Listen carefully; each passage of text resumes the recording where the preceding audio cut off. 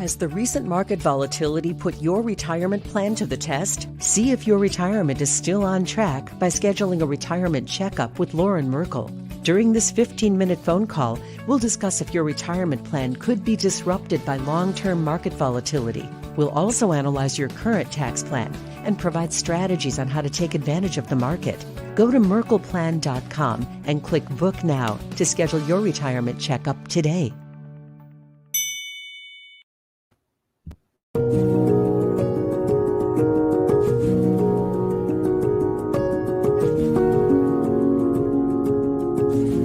The morning news on YourIowa.com is brought to you by the Commission on U.S. Territories, striving for equal representation around the globe, and by Keep Iowa First, committed to keeping the Iowa caucuses the first in the nation contest in selecting the presidency of the United States.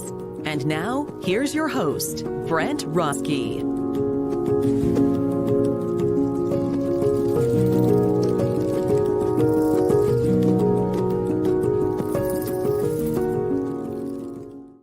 Good morning, everybody. It is Monday, and if you wake up early to watch this program, thank you. And if you look out the window, daylight savings time has definitely changed how it looks out there. It is dark again. It was light last week, but now the time zone change. Up on the screen right now. Did you see Cosmic Sin this weekend? Co-star of the film, C.J. Perry, was on this program on Friday. Here she is with Bruce Willis from the movie. It's one of these supernatural sci-fi thrillers, and we had a great chat, Miss Perry and I did, about the film. So check out the movie. It's a fun ride, and thanks to Miss Perry and her team for having her on the program. Next week, there's my buddy Golden Globe winner Sally Kirkland is going to be on the show. The Oscar nominations are coming out this morning. So Lisa Marks and I on Wednesday will be chatting about that in our little mini show, Hollywood Smash, on this program. But my chat with Sally, there's us from an Oscar party a couple of years back. She tells all about when she was nominated for an Oscar, won the Golden Globe. That'll be next week. And also next week, there's my buddy Matt Del Negro. He's co-starring in Showtime's City show, City on a Hill. Say that 10 times fast. There he is with Kevin Bacon, and Matt Del Negro will be on next Friday because Sunday, the second season of that show starts airing. And just because there's a shot of Matthew from my movie Chasing the Hill, Matt Del Negro starred in such shows like The West Wing and The Sopranos, and now he's on that show with Kevin Bacon. So huge thanks to Matt Del Negro for being on the program. And if you missed the article, last Sunday's newspaper, Des Moines Register, Doug Burns owned some newspapers out in the Jefferson area of Iowa. He and myself and the owner of the La Prensa newspaper wrote this article about keeping the Iowa caucuses first. KeepIowaFirst.org is the website for that. But a huge show today, folks. As you know, every Monday we have on former Iowa State Representative Karin Derry to give an update on what's going on up at the Capitol here in Iowa. But before that, we've got the CEO of the Fairfield Chamber of Commerce, Darien Sloat, is going to be with us. We're going to cut away for a quick commercial break, just 15 seconds. We'll be right back with the Fairfield Chamber of Commerce CEO. Don't go anywhere. There's a new spin on casual dining near Drake University. Lucky Horse Beer and Burgers. Craveable faves, flatbreads, delicious burgers, frozen cocktails, and a crazy cool vibe. Get to Lucky Horse Beer and Burgers today. Folks, welcome back to the program. All the way from Fairfield, Iowa, there is Darien Sloat, the CEO of the Fairfield Chamber. Thanks so much for being on the program today. Brent, thanks for having me. It's a pleasure. You know, I am entirely biased. I love Fairfield, Iowa. It is a lovely city and so many different things going on there. But I'm always fascinated because it is a destination. What brought you to Fairfield, and what are your thoughts on your fair city? You know, I grew up in Southeast Iowa. We lived in Iowa City for 10 years. Loved that. Wanted to, and then we moved down to Washington, Iowa, which isn't too far from here. Another nice town also, but Fairfield had a different feel to it. I was working here at the time, and the thing that really captured me at the time was that there seemed to be a really great balance between fine arts and sports in this town. I had 3 kids at the time, and they were all very musical and theatrical, and it really just captured us. And it always seemed like there was something happening in the arts down here, more so than any other town I'd been to with a population of 10,000. So we thought about it for a while and then moved down here almost 20 years ago and have not looked back. It's a lovely town. It's the best of both worlds. We see, because we have the Maharishi University of Management College here, or university, excuse me, we get people from all over the world. In fact, I believe this year there are 86 countries represented at that university here in town. So we see a lot of folks from all over the world, and that's something we wanted our kids to see. Was not just a typical small town Iowa, but something that had more of an international flavor to it, where they could learn from different cultures. It's been every bit of what we were hoping it would be when we got here. So love it. You know, my first experience at Fairfield, I was invited to go down to the university and have lunch with one of the visiting speakers there, Marianne Williamson, and the mayor was there and the head of the university. And you know, you're literally on a highway passing cornfields, and all of a sudden you come to Fairfield, and it is truly this oasis out in the middle of Southwest Iowa or Southeast Iowa. And it's amazing that you just said it's only 10,000 people, because, like you say, when you go there, there is an international feel. I mean, I was there about I guess 2 years ago now, and you know, the coffee shop in town playing this amazing jazz music, and it is so incredible what is capable in Fairfield. And so you've been the chamber CEO now for a while. Talk to us about what that entails and what's going on in business down there in Fairfield. You bet. So the Chamber of Commerce is a member-based organization. Folks pay in annual investments, and we try to do good things with that. A couple of the events that we're having this year, last year was a little lean for obvious reasons, but this year we do have a couple of newer events. One is called Baffle Taffer, and that stands for Bike Around the Fairfield Loop Trail Annual Fun Ride. Right? Yeah. Baffle Taffer. Wow, you had to practice that one a couple times. Okay. We wanted something fun sounding, so we came up with that, and we do have this beautiful 16-mile loop trail around Fairfield. Now, that is a crushed rock trail, so for bikers that are interested, if it's not perfectly dry, you're not going to be able to use your thin bikes. But this year we have set that up for June 19th, which is Father's Day weekend. It's a great opportunity to get out and just ride. The loop trail is interesting in Fairfield because it goes through many different ecosystems. We have the community has 3 lakes. We have a number of creeks that run through. There's pine forest, there's deciduous forest, there's prairies, there's wetlands. And so we have naturalists for a day, we call them, who are folks that come and sit along the trail, and they've got food and drink there for you if you come. And they'll tell you a little bit about what the ecosystems are. It's really nice for helping kids, but we also get a lot of questions about Fairfield because it is different than your average small town. So look forward to that. June 19th, we actually have registration available on our website, which is bikefairfield.com. And then the other one, other event we're having is a gravel ride. Gravel rides, Iowa has so many beautiful places in the state, but a lot of people never see them because they're back on gravel roads. And so we have one coming up in September on the 25th, which will have 3 different loops on it, roughly 30 miles, 55 miles, and 80 plus miles. So if you talk to people who ride on gravel, it's about twice as much work as it is riding on pavement. So for instance, that 85-mile loop's a pretty significant ride. But it does show off some of the prettier parts of our county where you wouldn't necessarily go to. So these are supported rides. It's great. People can take, you know, if they can't make it, we'll come pick you up and get you back safe and sound. Well, and everything you're talking about, getting people excited about Fairfield, getting the community involved. And what's interesting about those bike rides, for the most part, they follow in with a lot of COVID safety protocols as well. You can keep your distance and just enjoy some of the beautiful Iowa scenery. But when you first, so you'd been in Fairfield 20 years, you said. Was the university, the university was there when you got there. What were your first thoughts coming into Fairfield? It was interesting. We knew it And again, I had worked down here probably, I think, for 6 years before that. So I had come to know the town. And again, you just walk around and you see people in saris here, which is not something you see in many Iowa towns. And just a general feel to it. The university adds an aura of mystique about it that makes people curious about us.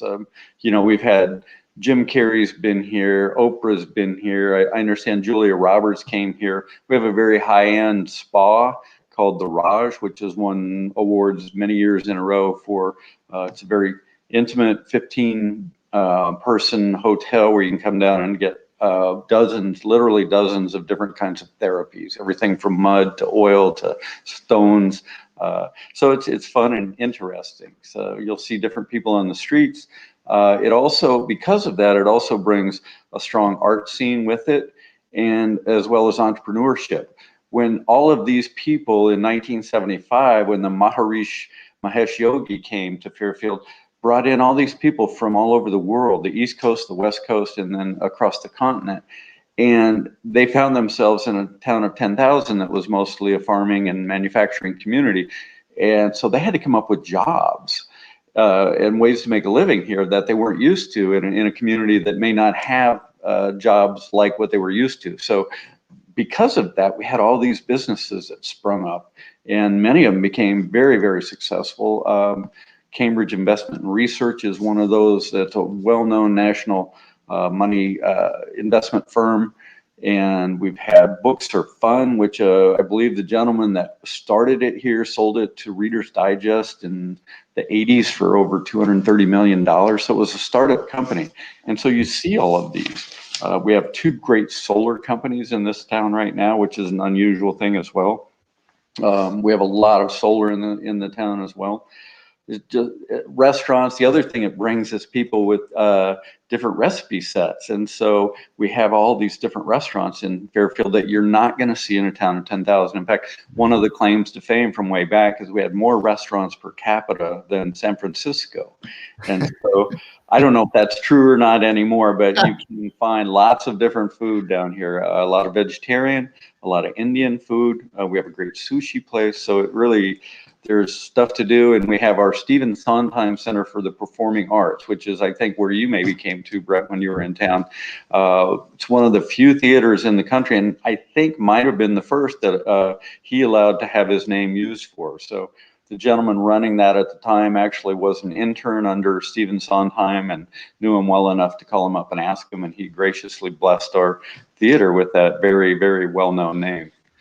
Yeah, the Sondheim Theater is incredible, beautiful, wonderful acoustics. It's an amazing facility. And I've stayed at the Raj, and I will definitely give a plug. The gentleman who started the Raj, he and I had lunch, and he told me all about the history of it. He said in the 70s, it was him and people literally digging foundation, all that. And he said a guy in a pickup truck pulled up. He said, "What are you building?" He goes, "Oh, a hotel and a place to find, what do you say, to find mental peace," or something very basic like that. And the guy in the truck said, "Never work," and drove off. And he goes, "I'm grateful to say here we are 40 years later." But yeah, I'll give a pitch for the Raj. It's wonderful to stay there. It is very peaceful, and it's fantastic. Darien Sloat is the CEO of the Fairfield Chamber of Commerce. Thank you so much for being on the program today, sir. Thanks for the opportunity. It's been nice chatting with you. The pleasure is all mine. And folks, right after a short break, we'll be right back with our former state rep, Karin Derry is going to be with us. Don't go anywhere. School of Rock is now in session in Iowa, and we're ready to help make musicians. In our patented performance-based program, students learn music in one-on-one lessons, then have band practice in a fun, safe learning environment, all leading up to their big show. Guitar, bass, piano, drums, and vocals, our local professionals teach the skills you need to be a rock star. Come check us out and get a free lesson with no strings attached. Locations in West Des Moines and Marion. Visit schoolofrock.com to learn more and start your musical journey today. Hey, folks, there she's former state rep Karin Derry. Thanks so much for being on the program again. Good morning, Brent. Good to see you. It's always great to see you. And I don't know if you've noticed looking out your window this morning, but daylight savings time, it's taken away my beautiful sunrises. We get to enjoy that hour, but it came from somewhere. It came from the early morning. So we're back to looking out to see darkness out the window. But thanks as always to you for being on. So grateful. And we're going to talk about some of the stuff going on at the Capitol. And then I wanted to give folks some updates on getting the vaccine here in Iowa. But first, why don't you give us a rundown of Capitol hijinks this week? Sure. So last week, Governor Reynolds signed the voter suppression bill. So when she signed it, she said, it's our duty and responsibility to protect the integrity of every election. I have yet to see any kind of evidence where shortening the time for people to, do early voting, that sort of thing, does anything to improve integrity of elections. But, passed through the House and the Senate, and early last week she signed it anyway. Yesterday I saw on Meet the Press that we were one of the states that they discussed. They had a short clip with Senator Pam Yoakum talking about the bill during their Senate debate, and basically saying, look, you guys won big in 2020. Why are you messing with this? And, just that you're perpetuating this big lie that we had unfair elections in this country, and it's simply not the case. So never fun to watch us get negative press on national news. Yeah, I was definitely getting some attention right now, and maybe not the best ways. And I've been seeing it carry over into, comments on the internet. Folks are like, this doesn't quite feel like the state that I used to live in, and that sort of thing. So let's hope for some more civility in the State House as the session goes on. What's interesting about this session, though, it's only slated to go for another few weeks. It does go sometimes into April, May. When you were serving, Karin, how late did your sessions go? So the first year of my term, we ended a few days early than scheduled to end. So it was mid-April when we ended our first year. And then my second year, we had COVID. So it was such a strange session. Mid-March, all of a sudden we suspended session and then didn't go back until June to kind of finish up. And I think we were back about a week in June. So it was just very strange. But yeah, typically it is the first year of a General Assembly is scheduled to last 110 days. The second year of a General Assembly, which will be next year, is scheduled to last 100 days. And for folks out of state watching, our Iowa representatives and state senators don't get paid a ton of bucks. So hats off to all of them for sacrificing time away from friends and family and heading up to the Capitol. It's a lot of work. It's a lot of long hours. What's interesting about the voter bill, have they dug down the numbers yet to say, okay, limiting it this many days will affect the outcome in this way? So the reason I bring it up is, your election was close. So many elections are close right now. They're still looking at Miller Meeks versus Hart for the congressional seat, because a lot of our districts are pretty fairly drawn up here. Have they done the math to say they think it's going to shift it either one way or another by this many percentage points? I don't know. No one has publicly come forth and said we've done the math. But, here's some things that we do know. And it's one of the reasons that, it's frustrating as a Democrat to watch our Republican-controlled legislature pass these kinds of bills. So we know that Democrats are more likely to vote early than Republicans are. So in 2020, 76% of Democrats voted early and 52% of Republicans voted early. In a lot of races, including mine, I lost by about 400 votes, but was up in early voting by about 3,700 votes. So we know that, people who are more likely to vote for Democrats than Republicans are more likely to vote early. And I gotta believe that, that was part of the motivation for this. And Secretary of State Paul Pate has been on my other programs many times, and we're inviting him to come on and talk about the other side of this. So always happy to hear all different thoughts on these sorts of things on this program. So what else is going on up there at the Capitol? Seemed like a lot of different stuff. Last week was funnel week, so a lot of things had to get pushed forward or get left behind. Yep, that's right. So we got through funnel week, and that's the week where basically a bill has to come out of a committee, either on the House side or on the Senate side, in order to continue to move forward. That's other than, things coming out of Ways and Means and appropriations. And again, the legislature is a little bit like a zombie movie or a soap opera. I mean, sometimes things come back from the dead. You think they're dead, and they come back to life at the end, attached as an amendment to another bill. But anyway, funnel week, has come and gone. And so theoretically, some of these bills are dead. What I thought was really one of the interesting things that happened last week is the Ames Community School District had decided to do a week of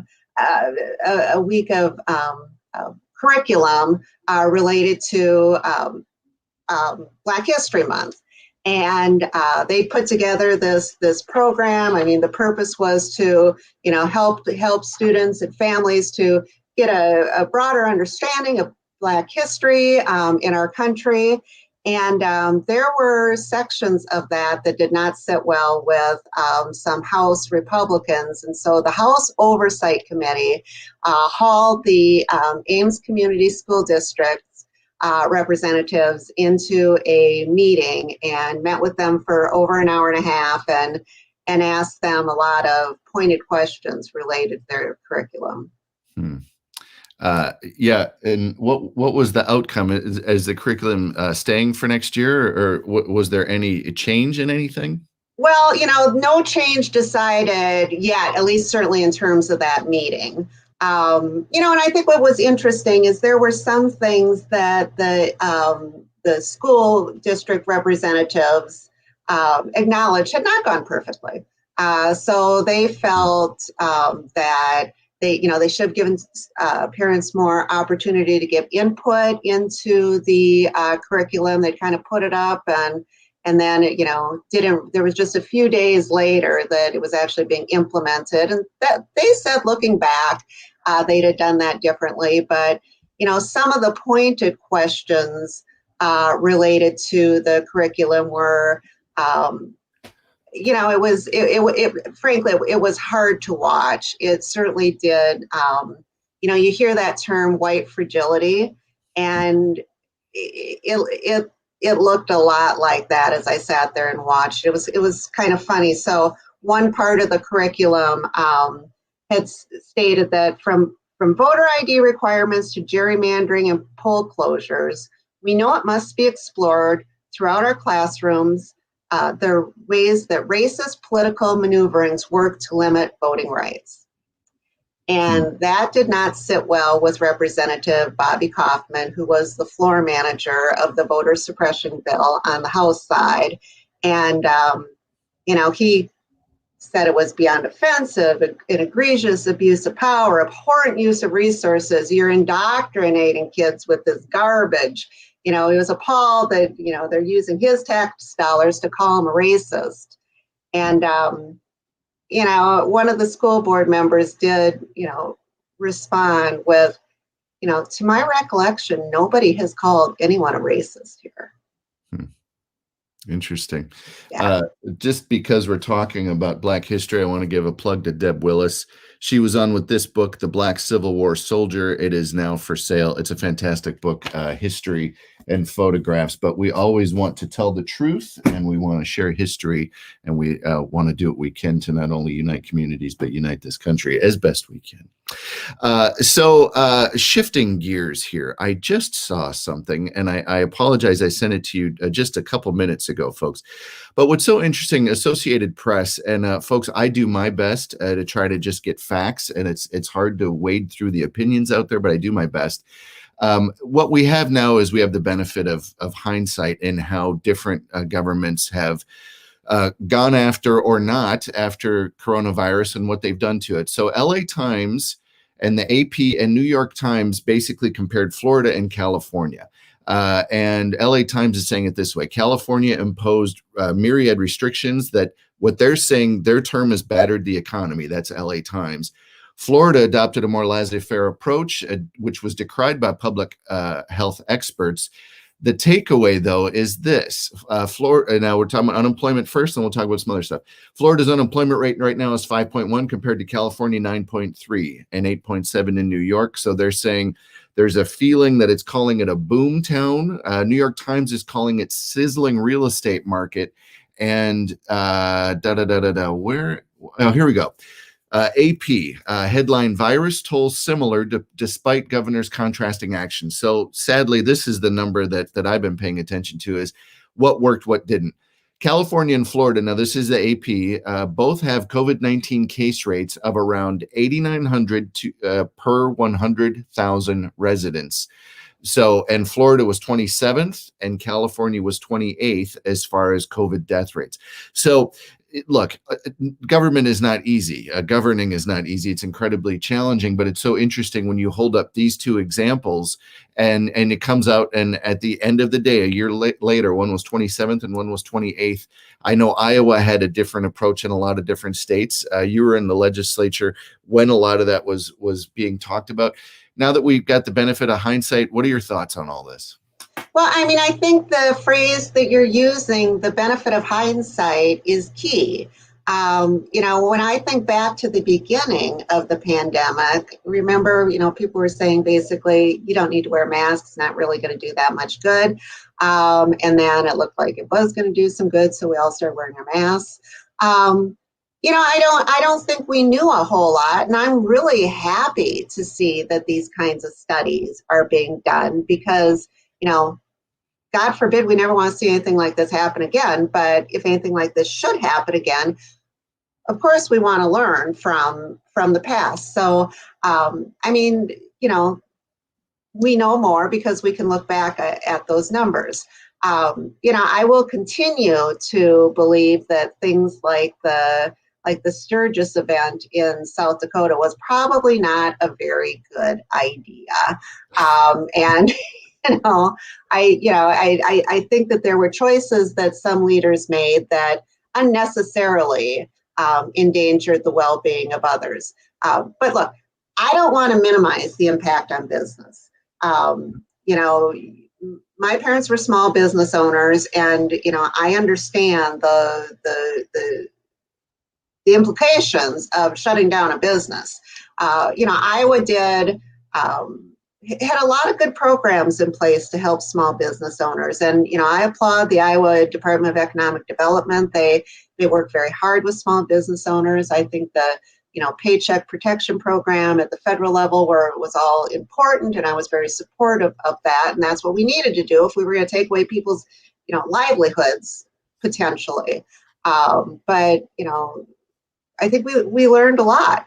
I wish, these were things that we all knew beforehand, but I guess I do continue to admire those leaders who looked at the data, looked at the science that was available at the time, and rather than substituting their judgment for that of experts, they followed the guidance given from experts, because I think by and large, that's generally the best way to go. And people don't always think about that the fabric of a community, so much of it is small business. I mean, and that term is such a large umbrella. I mean, small businesses is most of the people work for a small business. So yeah, when things are shut down, it affects in so many different ways. So I'm relieved to say that it appears as if we're getting out the other side of this. And what's interesting, if you take a group of 100 people, and 30 of them say, well, you know what, I'm going to do super lockdown regardless of what the government says. And then there's middle, and then there's people who don't. All of those are affecting people. So I think, in our own way, and the personal choices that we were able to make, I think that probably helped cut down numbers in states that didn't impose. And, it's interesting, our governor here, Kim Reynolds, kept saying, I think Iowans will do the right thing. And there were examples where I disagreed with that, holding it up, but I saw examples of people that were saying, you know what, I don't have to wear a motorcycle helmet, but I'm going to choose to do it. I don't have to wear a mask, but I'm going to choose to do it. And I think that, to me, that was the biggest differentiator. You know, wearing a mask isn't necessarily about your health. It's about stopping a spread for someone else's. And that is a different type of mentality than we're used to in this country. So anyway, relieved that it appears, our president now is saying that it looks by July 4th, if the vaccinations continue, that we'll be having small get-togethers and we'll be maybe looking at things the way they were in a few months' time. So good news there. Anything else, Miss Derry, or should we call it a show? Well, one thing I do want to point out, you were talking about, people doing the right thing. And, going back to that House Oversight meeting that was last week, it was interesting to see the people on the committee who wore masks and those who didn't. And I understand what you're saying. Long before we had a mask requirement and long before it was lifted in Iowa, I've been wearing a mask when I'm out and about, and it's a matter of respect. And lots of Iowans have been wearing a mask when they're out and about, and it is a matter of respect. But it was interesting as I looked at that House Oversight Committee meeting. The ranking member is Representative Ruth Ann Gaines. Ruth Ann Gaines is 74 years old.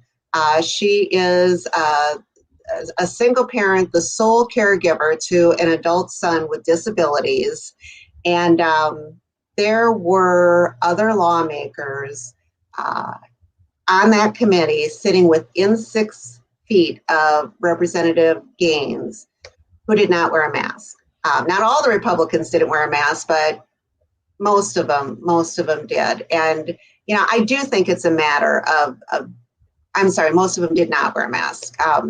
I do think it's a matter of basic respect, wearing a mask and protecting other people. And it continues to be disheartening to me when I see others just not share that basic respect, just not do the right thing. And I think that we all kind of know that at this point that wearing a mask really is doing the right thing. Especially when you're indoors and it's not flipping off a switch. It's not 100% sort of thing, and we're talking about it's a percentage that you could say it's lowering the chances of spreading the disease by this low percentage. Look, I'm the first one to raise my hand. I don't enjoy putting a mask on, but I do it. I do it. And boy, Representative Gaines, there definitely falls into she's a bit older. If she gets a coronavirus, she's going to have more trouble fighting it off and that sort of thing. So I wasn't aware of that. My best thoughts are always with Representative Gaines. She was my representative when I had the house on the east side, and she was on the program this summer. She's a lovely person and a wonderful public servant. Absolutely. Absolutely. She was actually the drama teacher to Greg Allen Williams, who was in our movie Courting Des Moines. And I didn't even know that connection. He was cast randomly in Los Angeles. He's incredibly talented. And then someone said, "Oh, here's a Des Moines connection, da, da, da." And I'm like, I had no idea. Anyway, so how fun is that his name came up as well. Former State Representative Karin Derry, thank you so much as always for being on the program. Good to see you. Have a good week. You too. Take care now. All right, folks. Well, that is our program for today. And again, I'm going to put it up on the screen there one more time. If you haven't seen Cosmic Sin, CJ Perry was on Friday. Here's a photograph of her. There's her and Bruce Willis from Cosmic Sin. You're going to want to check it out. It's a fun movie. Next week, my buddy Golden Globe winner Sally Kirkland is going to be on the program. There's us from an Oscar party a few years back. And next Friday, there's my buddy Matt Del Negro, co-stars in City on a Hill. There he is with Kevin Bacon. And just because there he is on Chasing the Hill, my movie. City on a Hill, Chasing the Hill. Matt Del Negro is going to be on next Friday, because next Sunday, Showtime is premiering the second season of City on a Hill. And Matt is one of the official co-stars. He's in the opening credit sequence and the whole deal. So excited that Matt's going to be on the program. And tomorrow, folks, I'm looking at the old lineup here. Tomorrow, We've got the Navy is going to be on. Ensign Molly Sanders is going to be on talking about her service in the Navy. And we have Admiral Mike Franken to thank for putting this connection together. She's going to talk about why the Navy was a good choice for her in her career, etc. And of course, Britt Slater is going to be on tomorrow with Britt's Corner. Last week we had the mug cake. That's what it was. We had the mug cake last week. Britt's Corner is life hacks with snacks. Folks, thanks so much for tuning in. We'll be right back here tomorrow, just a mere 23 and a half hours from now. We'll see you then.